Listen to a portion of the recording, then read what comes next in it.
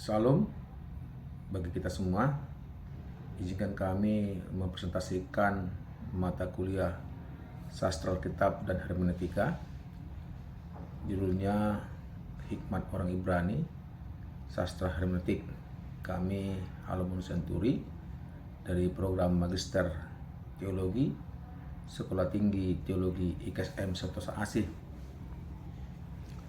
Yang pertama, kami presentasikan tentang memaparkan abstrak, di mana Hikmat Orang Ibrani, Sastra Hermeneutik. Sastra Hikmat Orang Ibrani merupakan salah satu sastra yang memiliki kekhususan atau kekasan yang dapat ditemukan di dalam kitab Perjanjian Lama. Agar dapat memahami dengan benar, diperlukan tindakan-tindakan hermeneutik khusus untuk melakukan penafsiran terhadap kitab-kitab sastra tersebut. Semuanya itu sangat diperlukan karena tulisan sastra Hikmat Orang Ibrani kaya dengan berbagai jenis gaya kesusastraan, sejak menjadi tradisi oral hingga dalam bentuk tertulis, dan menjadi bagian dari kanon Perjanjian Lama. Merumuskan pola hermeneutik merupakan tujuan dari penulisan ini, berupa menentukan kategori sastra, menangkap gagasan utama penulis, melihat teks di dalam konteks, dan memperhatikan gaya bahasa. Mempelajari keempat pola tersebut akan menolong penafsir mampu mengeluarkan atau mengangkat makna dari isi kitab-kitab sastra hikmat. Tulisan ini disajikan di dalam bentuk deskriptif analitis. Pendahuluan merupakan bagian dari salah satu persoalan pelik dalam kitab-kitab hikmat. Menurut penelitian Zaban, adalah tampilnya kitab-kitab itu dalam bahasa metafora yang harus diterjemahkan ke dalam konteks kontemporer. Analis terhadap metafora-metafora tersebut mampu menolong dalam proses interpretasi Zaban 2016. Apalagi dalam sudut pandang Ren, kitab hikmat itu berkorelasi dengan sudut pandang kehidupan dari sisi Tuhan, membuatnya menjadi tidak mudah ditafsirkan. Ren 2005 p. 1050. Fakta yang lain adalah menyangkut kredibilitas sastra orang Ibrani kuno dikenal dengan guru hikmat terbaik di kawasan Timur Tengah. Pada masa Perjanjian Lama, bukan saja imam dan nabi, orang berhikmat menjadi tujuan kaum awam untuk meminta petunjuk, nasihat, dan keputusan atas perkara tertentu. Itulah sebabnya dikatakan hikmat adalah kemampuan atau kecakapan, atau juga disebut keahlian yang dimiliki orang-orang tertentu untuk melakukan sesuatu secara benar dan tepat, baik dari konteks waktu maupun dilihat dari konteks masalah. Ada yang melalui kehidupan berjalan dengan lebih baik dan menjawab masalah-masalah yang ada, walaupun penafsirannya sulit, tetapi sifatnya sangat praktis. Temuan Knut menyangkut Amsal 26 ayat 1-12, misalnya, membuktikan betapa tidak mudahnya menafsirkan kitab Amsal. Di dalam perikop itu, Knut berhasil membuktikan adanya strategi editorial yang disengaja oleh penulis yang memaksa penafsir modern merumuskan cara khusus hermeneutik kitab tersebut. Ditilik dari sumbernya, literatur hikmat adalah sebuah proses panjang dari tradisi oral hingga menjadi sebuah naskah. Itulah yang menyebabkannya penuh dengan berbagai gaya sastra di Asia Barat kuno. Gaya sastra ini menjadi sesuatu yang lazim yang ditemukan di dalam banyak karya Douglas 25 p. 393. 5 kitab di dalam Perjanjian Lama, Kanonik, Ayub, Amsal, dan Pengkhotbah, dan ditambahkan oleh beberapa ahli seperti Kidung Agung, Mazmur, diidentifikasi sebagai kitab-kitab yang di dalamnya selain sebagai kitab puisi juga merupakan sastra hikmat. 2 karya Perjanjian Lama non-kanonik ikut serta dalam kelompok ini, yaitu Apokripa, Sirak, dan Kebijaksanaan Salomo. Contohnya Salomo yang dipandang sebagai salah satu guru hikmat yang terbesar di dalam sejarah teks Perjanjian Lama. Ketika naik ke tahta dan meneruskan kepemimpinan Daud, raja muda ini tidak meminta kekayaan dan kekuasaan atau kemenangan atas musuh Salomo, justru meminta hikmat kepada Allah agar mampu menjalankan pemerintahan yang baik dan benar. Dituliskan di dalam 1 Raja 3:9, permintaan Salomo kepada Allah, maka berikanlah kepada hambamu ini hati yang paham menimbang perkara yang menghakimi umatmu dengan dapat membedakan antara yang baik dan yang jahat. Sebab siapakah yang sanggup menghakimi umatmu yang sangat besar ini? Respon Allah melebihi hal yang diminta Salomo. Selain memberikan hikmat, Salomo memperoleh kekayaan dan kemuliaan. 1 Raja-Raja 4 ayat 29 sampai 34 mencatat, dan Allah memberikan kepada Salomo hikmat dan pengertian yang amat besar, serta akal yang luas seperti dataran pasir di tepi laut. Sehingga hikmat Salomo melebihi hikmat segala Bani Timur dan melebihi segala hikmat orang Mesir. Ia lebih bijaksana daripada semua orang, daripada Etan orang Ezazi itu, daripada Heman, Kalkol dan Darda, anak-anak Mahol. Sebab itu ia mendapat nama di antara segala bangsa sekelilingnya. Ia mengubah 3.000 amsal dan nyanyian ada 1.005. Ia bersajak tentang pohon-pohon, dari pohon aras yang di gunung Libanon sampai kepada hisop yang tumbuh pada dinding batu. Ia berbicara juga tentang hewan dan tentang burung-burung dan tentang binatang melata dan tentang ikan-ikan. Maka datanglah orang dari segala bangsa mendengarkan hikmat Salomo dan menerima upeti dari semua raja-raja di bumi yang telah mendengar tentang hikmatnya itu. Perhatikan catatan tersebut. Salomo menyampaikan karya oral dan memilih banyak amsal, nyanyian, dan sajak. Kesimpulan Derek Kidner patut diperhitungkan dari semua reputasi mengenai hikmat ke dalam Perjanjian Lama. Hikmat Salomo lah yang paling unggul, sebab hikmat Salomo yang dimilikinya itu bukan semata-mata tergantung dari kecerdasannya sendiri, tetapi didukung oleh sifatnya yang gemar belajar dan kemampuan dalam hal seni. Handbook to the Bible. Gerd Fodor dalam karya klasiknya berargumentasi, masuknya kitab ke dalam kelompok sastra hikmat disebabkan oleh ajaran-ajaran yang dimilikinya, sehingga seorang menjalani hidup dalam hati-hati penuh pertimbangan, berkompeten untuk menaklukkan dunia dan segala permasalahan-permasalahan hidup. Kittel 1971 p. 476. Melihat sikap naskah yang sangat kaya dan dalam dengan berbagai gaya kesusastraan sejak muncul dalam tradisi oral hingga menjadi teks tertulis, Alkitab hermeneutik sastra hikmat adalah sebuah tantangan bagi para teolog kontemporer. Roberts mengatakan perlunya konsep kritikal hermeneutik untuk mengangkat makna kitab itu menjembatani ke dunia kontemporer. Robert J. 2011. Menarik untuk diselidiki secara teoritis model dan pendekatan hermeneutik apakah yang sesuai untuk tujuan tersebut. Itulah menjadi tujuan artikel ini. Metode yang dipakai adalah pendekatan kualitatif melebihi analisis deskriptif analitik.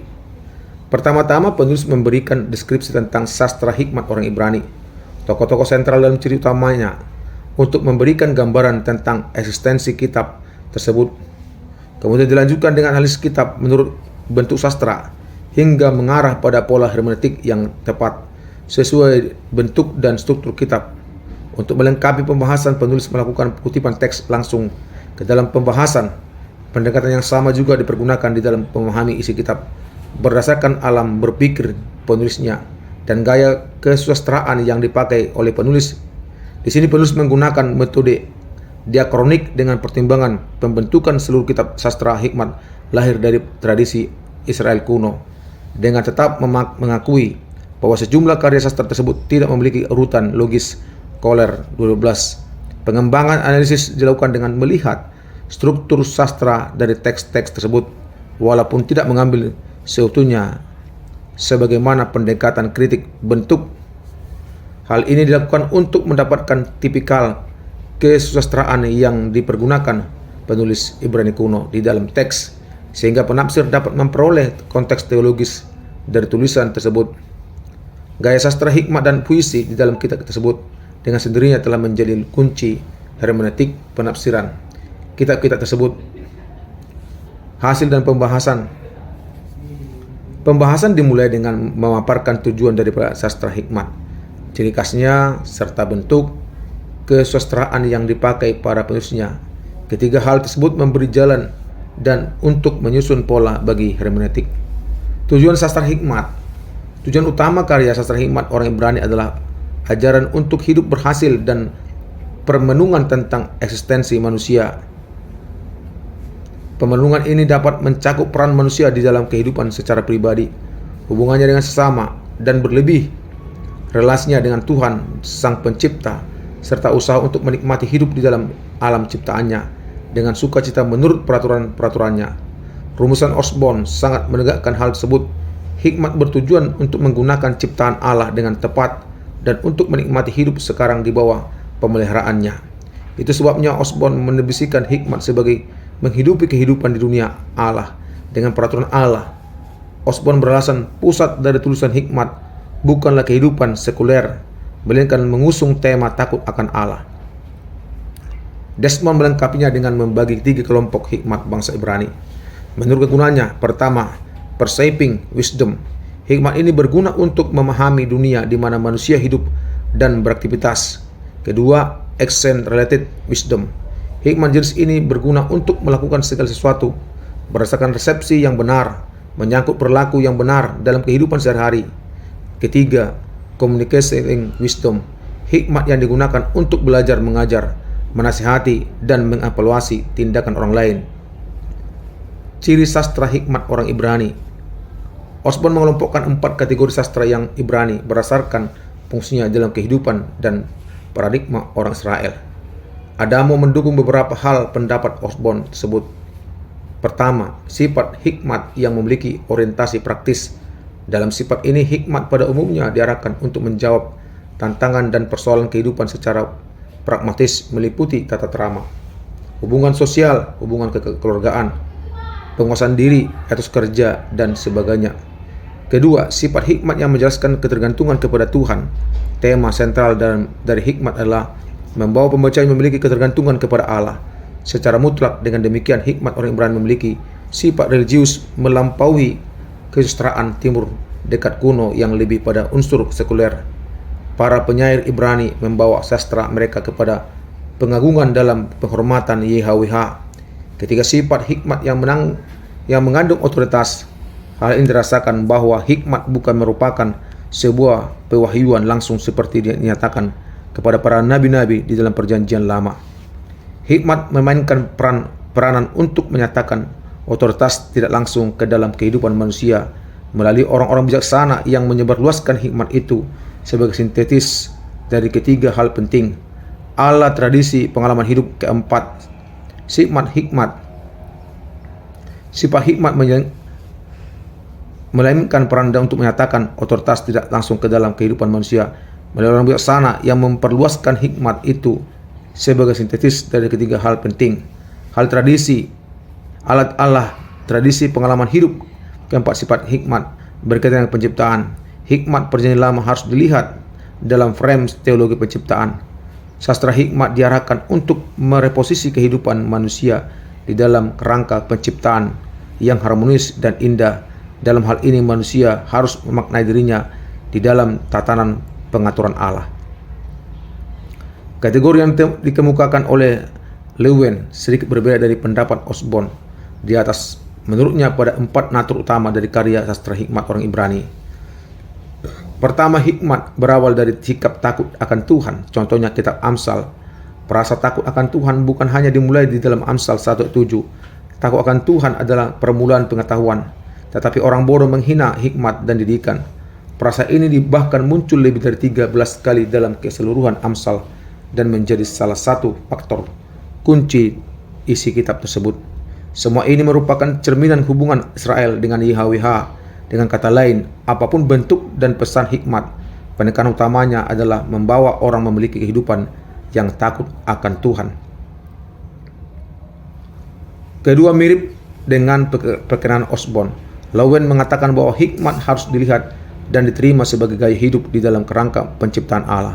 Dalam hal ini hikmat membawa orang untuk memahami kedudukan Allah sebagai pencipta dan hakim atas seluruh penciptaan. Manusia berada di dalam hukum dan pengaturan Allah. Pandangan ini bertolak belakang dengan hikmat timur yang memberi penekanan pada tatanan dunia dan kekuatan sistemnya. Hikmat orang Ibrani melampaui tatanan dunia, di mana hanya hikmat dari Allah saja yang mampu mengarahkan manusia di dalam cara hidup yang benar di dalam dunia ini, menjadi bagian dari ciptaan dan pemelihara ciptaan itu untuk kemuliaannya. Lalu menyebutkan ini dengan istilah biblical wisdom. Ketiga, hikmat membentuk tatanan kehidupan yang jauh lebih baik dalam kehidupan manusia, baik secara pribadi, komunal maupun di dalam keluarga. Lebih kepada prinsip guidance sehingga manusia memiliki standar hidup dan pengambilan keputusan yang tepat. Keempat, hikmat didasarkan pada tradisi. Ini pendekatan yang benar-benar baru dalam pengelompokan hikmat. Tradisi selalu diteruskan dan diturunkan dari satu generasi ke generasi dengan menurunkan tradisi. Sistem nilai di dalam angkatan yang baru akan tetap terjaga dan terpelihara. Hikmat bahkan ikut menjadi dan membentuk tradisi itu sendiri. Bentuk-bentuk sastra hikmat orang Ibrani. Hikmat orang Ibrani sebagai sebuah karya sastra memiliki sejumlah bentuk. Dari bentuk-bentuk inilah dapat dikenali bagian-bagian mana di dalam Ayub, Amsal, Pengkhotbah, dan sebagian Mazmur, serta Kidung Agung yang tergolong dalam sastra hikmat Gabriel 991. Di pihak lain, bentuk kesusastraan menolong penafsir menangkap arah dan tujuan teks di dalam naskah. Secara umum, bentuk-bentuk sastra hikmat Ibrani dikategorikan sebagai berikut. Berbentuk amsal. Amsal diterjemahkan dari kata Ibrani ma'asal, adalah bentuk paling lazim dalam sastra hikmat Ibrani. Bahkan amsal-amsal yang berupa kitab dalam perjanjian lama sebagian besar dibentuk oleh muatan hikmat. Titik tolaknya adalah hasil pengamatan terhadap fenomena alam dan budaya di dalam tatanan kehidupan, baik di dalam berkeluarga maupun di dalam bermasyarakat. Kontennya bersifat singkat, kebenarannya diterima secara universal, formulasinya mudah diingat. Pada awalnya ini adalah sastra oral yang kemudian dikumpulkan dan dibuat tertulis, ditambahkan oleh Klein secara tata bahasa. Sebuah amsal ditulis dalam bentuk mode indikatif sehingga tampil sebagai sebuah deklarasi sederhana dan apa adanya tentang kehidupan. Selama itu Klein menambahkan bahwa isinya dapat deskriptif, memberi petunjuk, menyatakan perbandingan, dan mengungkapkan sebuah yang bersifat antitesis. Sebagai sebuah cerita, contoh, dan refleksi, amsal ini merupakan bagian dari pernyataan empirik karena berasal dari pengalaman seseorang dan kemudian mendapatkan kebenaran dari segala pengalaman tersebut. Amsal berisi refleksi dan kejadian dan atau peristiwa tertentu. Melalui refleksi sebuah kebenaran dihasilkan dan menjadi pelajaran bagi pendengar dan pembaca. Dapat ditemukan misalnya di dalam Pengkhotbah 1 ayat 12. Merupakan ucapan dalam sastra hikmat oleh Murphy dibagi dua. Pertama, ucapan berdasarkan pengalaman, dan kedua, ucapan didaktik untuk mendidik dan memastikan suatu nilai khusus diterapkan.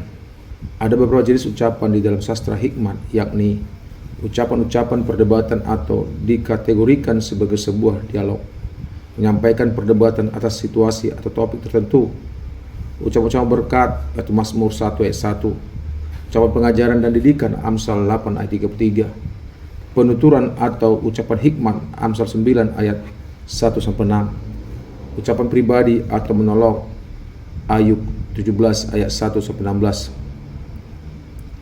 berupa himbauan dan nasihat, bertujuan untuk menguatkan tindakan seseorang atau menasihati untuk mengikuti anjuran tertentu sehingga kualitas hidupnya berubah menjadi lebih baik. Hikmat digunakan untuk memotivasi seseorang dan menyerahkan pilihan ke dalam tangannya. Dapat disampaikan secara positif maupun negatif. Contohnya dalam Amsal 9 ayat 9. Berilah orang bijak nasihat, maka ia akan menjadi lebih bijak. Ajarlah orang benar, maka pengetahuannya akan bertambah. Semua kategori intrinsik dari Amsal masuk ke dalam himbauan dan nasihat. Untuk merumuskan pola hermeneutik sastra hikmat sebagai bagian dari kitab suci, pola hermeneutik umum dapat diterapkan pada kitab-kitab hikmat. Akan tetapi perlu ada pendekatan hermeneutik khusus menyangkut pola kesusastraan kitab-kitab tersebut. Naskah-naskah sastra hikmat berbeda dari naskah-naskah kitab suci lainnya. Naskah sastra hikmat sangat kaya dengan berbagai bentuk kesusastraan yang tidak dapat didekati sebagaimana naskah sejarah, narasi sebagaimana kitab-kitab lainnya. Berikut ini adalah rumusan pola yang diusulkan. Menentukan kategori sastra. Sastra hikmat sebagai sebuah genre memiliki sejumlah subkategori yang mencirikan jenis hikmat itu sendiri.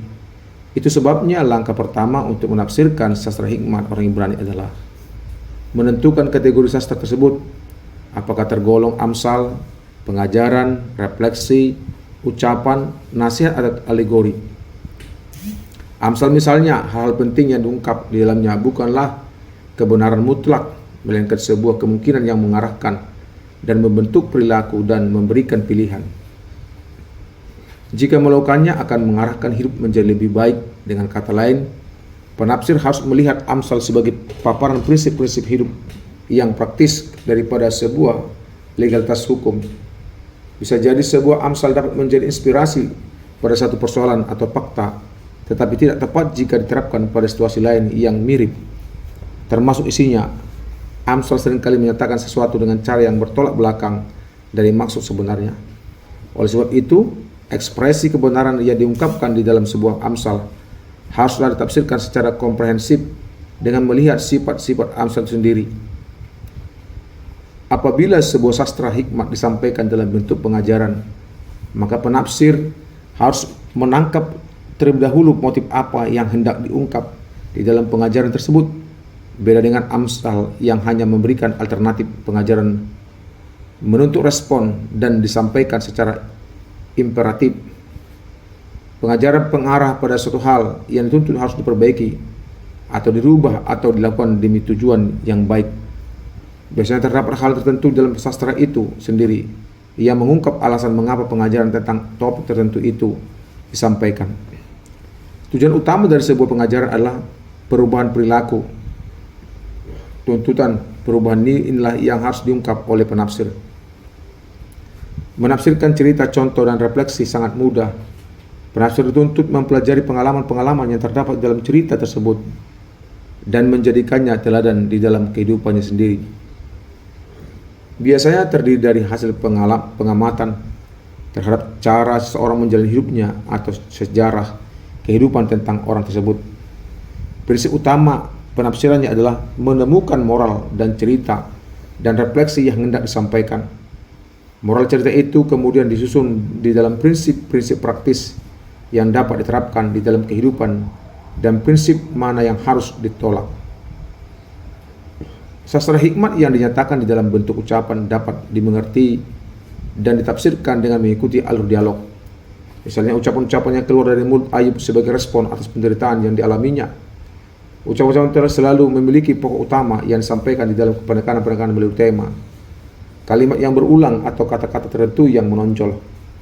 Alur dari sebuah ucapan biasanya dapat dikenali pada bagian pertengahan dan umumnya. Di dalam sastra orang Ibrani, munculnya kesimpulan dapat dilihat pada bagian akhir. Himbauan dan nasihat dapat ditangkap dengan cepat karena menyampaikan pokok tertentu dan sifatnya yang menyempit. Gagasan dan ide yang hendak disampaikan dapat dengan mudah ditangkap melalui kalimat-kalimat sederhana. Sifatnya memberikan input yang bebas diikuti atau ditolak oleh pembaca atau pendengar. Alegori adalah bagian yang paling sulit ditafsirkan di dalam sastra orang Ibrani. Penafsir dituntut menyelami pikiran dan isi kepala penulis. Jika tidak, apa yang ditafsirkan akan berbeda dengan maksud penulis yang sesungguhnya. Hal ini terjadi karena alegori selalu bersifat figuratif, majas, dan disampaikan di dalam bahasa yang berbunga. Penafsir perlu mempelajari sejumlah gaya bahasa sastra dan menggunakannya untuk membedah alegori tersebut. Makna disampaikan bukan menggunakan bahasa yang harafiah, tetapi melalui retorika bahasa. Pilihan kalimat dan contoh yang dipaparkan umumnya. Sastra orang Ibrani menggunakan majas alegori. Majas alegori menjelaskan sesuatu yang gaya bahasa yang bersifat kiasan-kiasan. Perumpamaan menggunakan sifat benda, lambang-lambang tertentu, atau benda-benda lainnya dari alam dan lingkungan. Majas ini membandingkan satu hal atau situasi tertentu dengan objek lainnya. Karena itu, penafsir harus cermat menangkap ide dan gagasan penulis di balik penggunaan simbol, benda, atau perumpamaan tertentu. Memahami subkategori dari genre akan menolong penafsir memasuki alam berpikir penulis teks dan menemukan simpul-simpul utama yang membantu mengangkat makna utama di antara sejumlah makna lainnya yang termuat di dalam teks. Menangkap gagasan utama melalui hermeneutik. Gagasan utama sangat penting di dalam mengangkat makna teks dari sastra hikmat. Di sini pentingnya hermeneutik sastra. Richard Palmer melihat bahwa sebuah hermeneutik di dalam karya sastra bertujuan mengangkat makna dan membawanya ke permukaan agar mudah dipahami. Di dalamnya paling tidak terkandung 3 makna dasar, yakni mengungkapkan kata-kata, menjelaskan, dan menerjemahkan. Ketiganya dapat berpadu dalam juga dapat berdiri sendiri secara independen.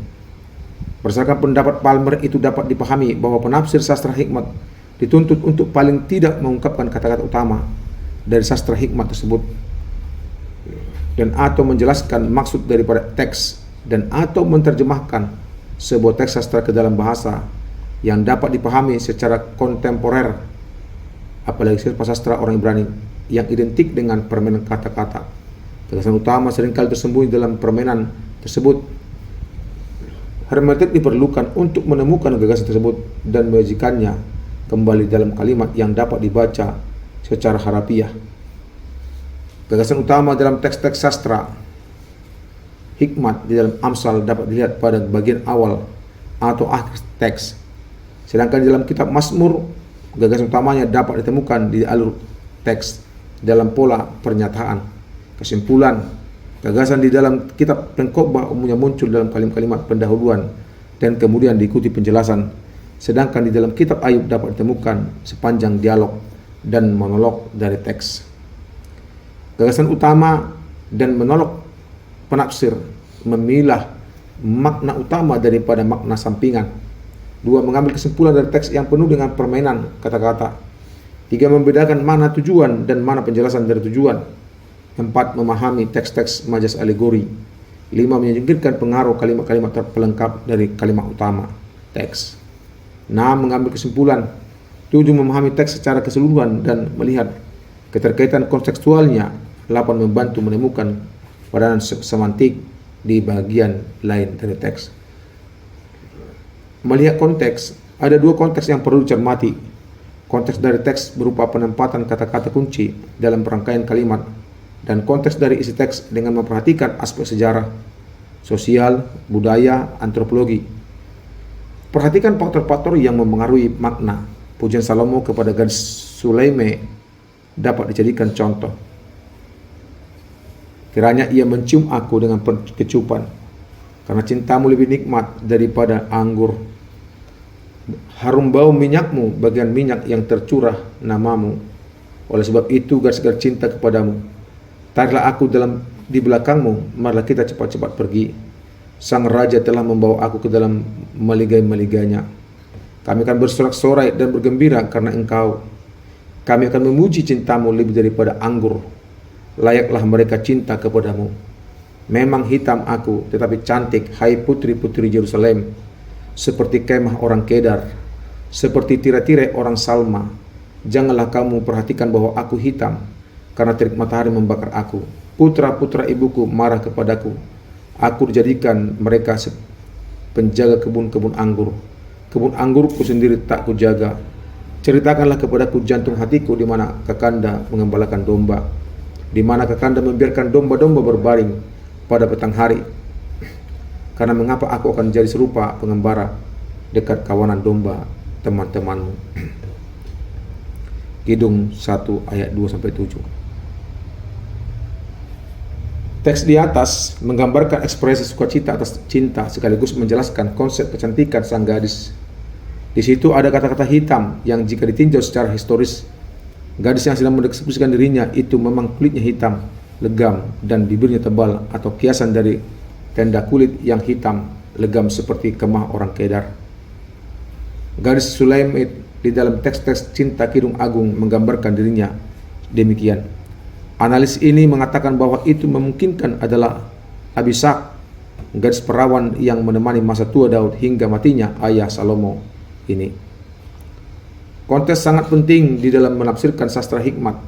Penempatan setiap kata atau kalimat di dalam batang tubuh teks selalu memiliki tujuannya sendiri. Penafsir harus memperhatikan dengan cermat setiap konteks dari isi teks.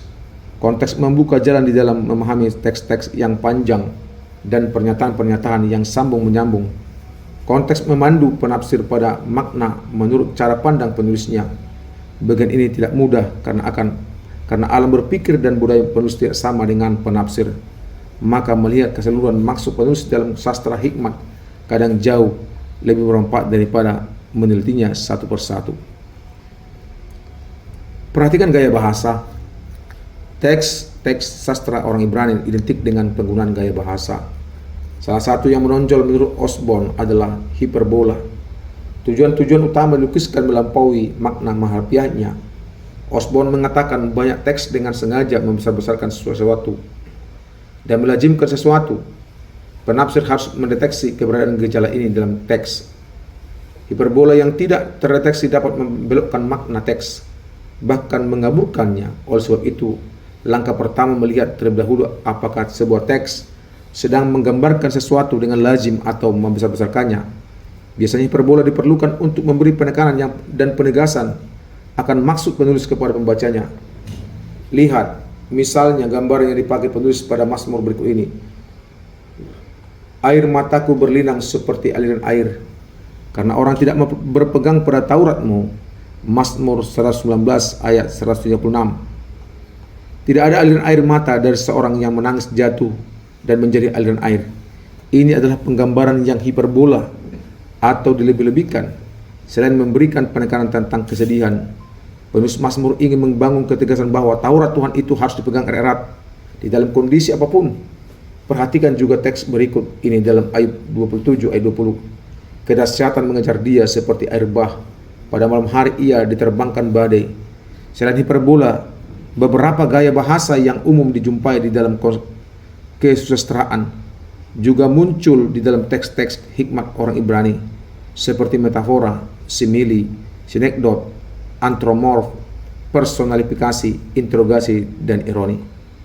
Kesimpulan dari pembahasan di atas, maka kami dapat menyimpulkan bahwa dari semua pembahasan atau penjelasan di atas dapat disimpulkan bahwa pola hermeneutik kitab hikmat orang Ibrani tidak sama dengan pola hermeneutik kitab-kitab lain yang menyusun perjanjian lama khususnya dan perjanjian baru pada umumnya. Hal ini terjadi karena sifat kesusastraan naskah dari kitab-kitab tersebut sangat kuat dan berbeda dari naskah-naskah kitab suci lainnya. Namun demikian dapat menerapkan prinsip umum hermeneutik. Penafsir dituntut memperhatikan bentuk genre dari kitab sastra tersebut, melihat dengan cermat makna utama, mempelajari berbagai gaya bahasa yang umum dipergunakan di dalam teks dan menempatkannya di dalam konteks yang tepat sehingga maknanya dapat diangkat ke permukaan. Demikian presentasi kami. Kami ucapkan terima kasih. Kami dari Sekolah Tinggi Teologi STT IKSM Sentosa Asih, program Magister Teologi. Terima kasih, Tuhan memberkati.